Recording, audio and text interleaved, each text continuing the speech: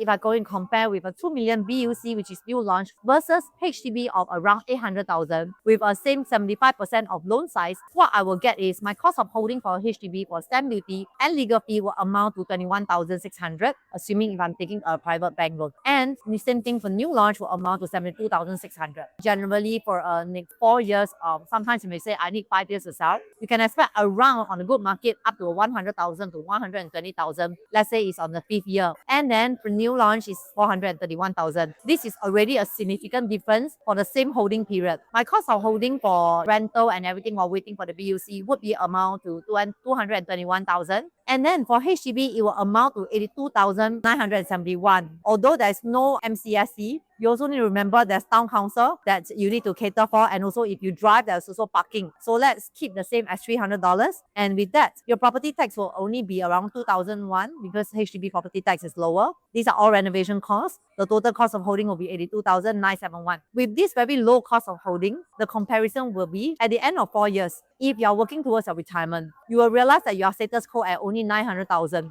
but you have wasted 4 years of waiting and only at 900,000 of asset net worth. Now, when is the time will you be open to approach this? Will be the time, let's say, you have other forms of investment that gets you very good returns, and therefore this is not an amount that you should be worried about. But if you don't have, and property is your biggest form of investment, then you do want to look at the asset net worth you are taking back, because this is how and what propels you forward to your targeted goal. The last thing is that you mentioned that maybe HDB has better returns, but I beg to differ because the numbers show that I only have 900,000 of asset net worth at the end of 4 years, and I actually have a negative of 4,001, which means that my return on equity is even minus 1.6. So talking about financial planning, I think if you are leaning towards investment growth, of course, this will be better. But if you are leaning towards a comfortable home to stay and don't really care about it, of course, HDB is good. So it depends on what you prefer.